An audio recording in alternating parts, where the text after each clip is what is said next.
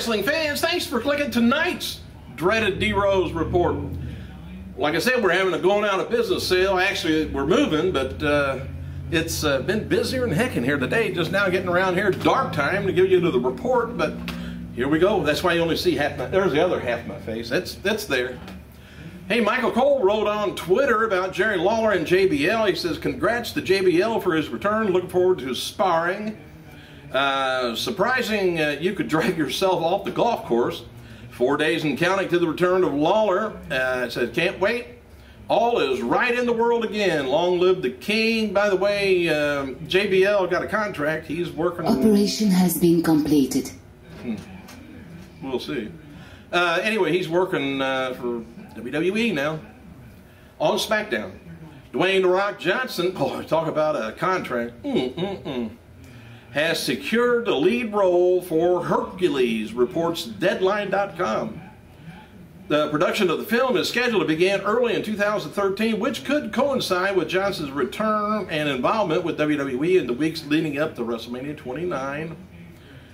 The Brett Ratner directed film will be co-produced by Paramount and MGM. The screenplay is based on Radical Studios' graphic novel Hercules.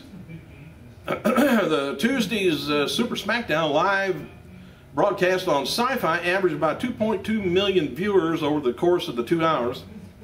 And according to the TV by the Numbers, Zap It it says, Zap It 2, or Zap To It, that's what it's called, ZapToIt.com. Anyway, is significantly down from WWE's last advertised as live SmackDown broadcast in July, which is due approximately 3.2 million viewers. The figure is down from last Friday's taping, which drew about 2.8 million viewers, but the final rating is expected later today, which is probably out by now. But you know, one thing, I don't think they advertised the SmackDown, Super SmackDown on Tuesday very much. Not enough.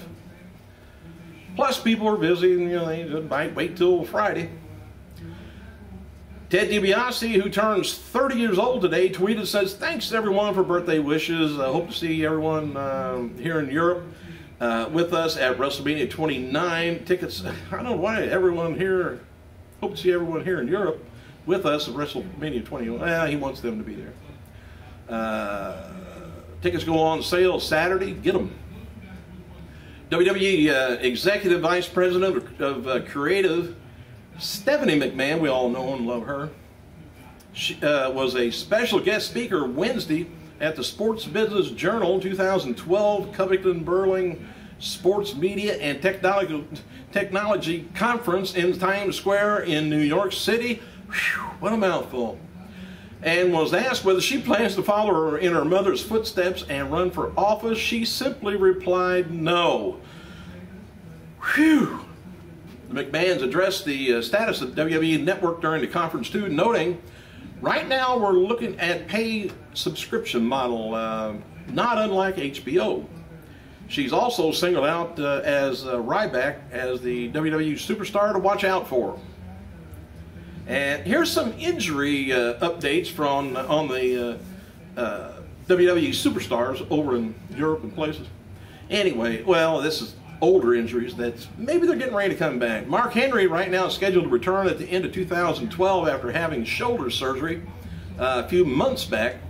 Hunico is scheduled to return at the end of January 2013 after surgery for a torn ACL. Evan Bourne scheduled back in early spring after foot surgery.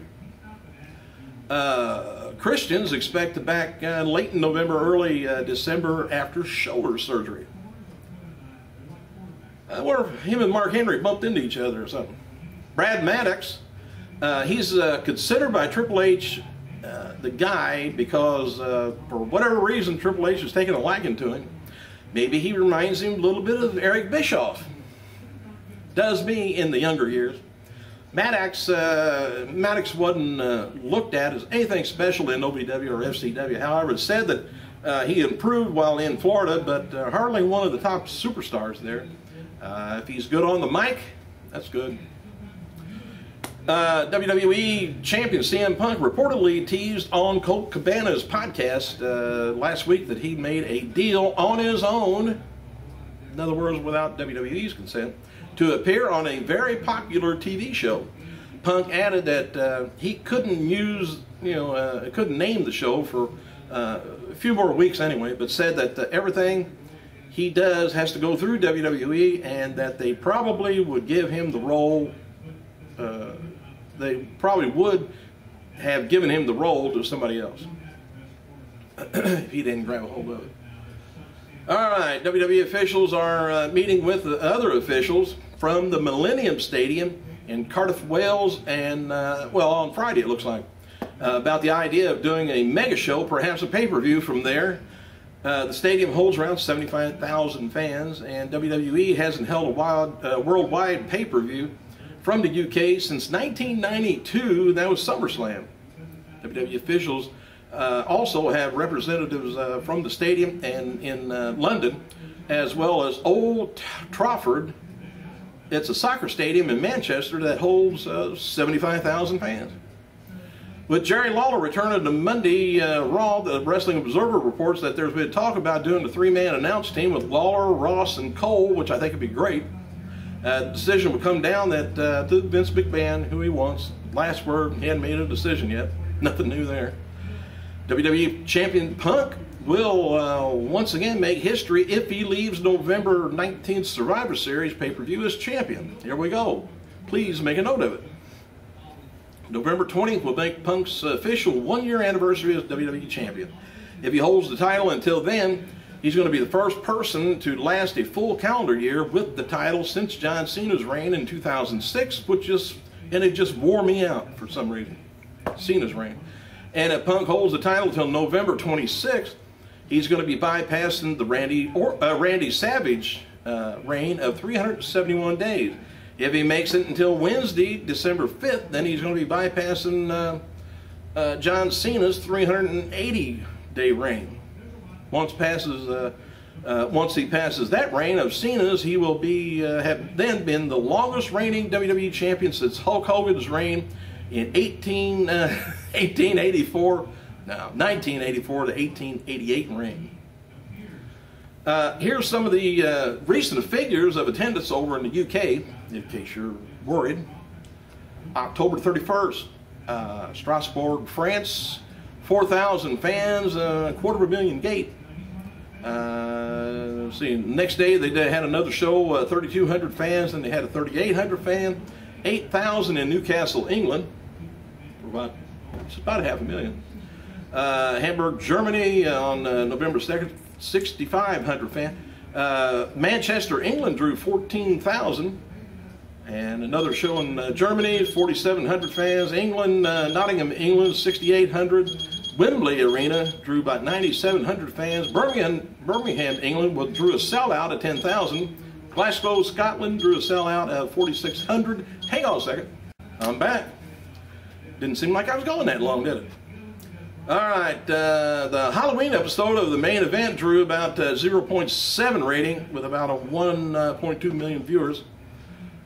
After leaving the Raw tour to work SmackDown segments with Alberto Del Rio, Rosa Mendez was back with Primo and Epico on Wednesday's Raw in Northern Ireland. It's noted, kind of interesting, that they faced Santino and Brodus Clay, who was missing Cameron, and only had Naomi in his corner. Wonder why. Should be noted too that a lot of advances for WWE's current tour in the UK have been the lowest since anyone can remember. Wrestling Observer reports that there are 7 arenas that are considered sister arenas booked for this week, but none of them sold out. And some are only about half sold out. Some ticket prices are being slashed to fill up the place. And WWE Classics 5-star matches this week is going to be chosen by Wade Barrett. He picked Bret Hart taking on the British Bulldog from SummerSlam of '92, which was over there. The Bulldog was just from down the road from him, he said. From Preston, I guess, very close. So that was my idol when I was a kid, and went on patting him on the back. WWE Champion Punk told fans on Twitter to stop talking about Linda McMahon's failed Senate bid as it relates to the WWE PG era. He says, enough about the PG era and Linda. Nothing to do with one or the other. Stop living in the past. Eyes front, one foot in front of the other. So what they're saying, I guess, that it's not going to make the rating go away. Hang on again. That didn't take long.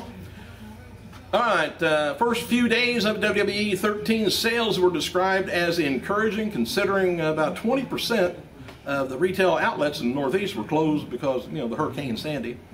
Crossfire Entertainment of Nashville, Tennessee recently mailed out contracts to several wrestlers. Local talents are given $30,000 per year deal, and they were told that the company is backed by Paramount and is going to be airing their show on national television. Well, Crossfire recently held the first HD 3D TV taping and will hold a second taping in January 5th, 2013. No word yet on where or when the taping is going to air, though. They've had some buzz online lately, but it's kind of remains just to be seen how far they're going to go. They've had some stars booked for their January taping, including Roddy Piper, Carlito, Matt Hardy, Colt Cabana, Maria Kanellis, Kid Cash, Jerry Lynn, Shane Helms, Chris Master, Ruby Sky, Jillian Hall, and others. Might be kind of interesting to see that. WWE's Saturday Morning Slam averaged about, I think I already told you that, about 1.1 million viewers. Ain't bad for a kid's show. Thanks you guys for clicking. I gotta go.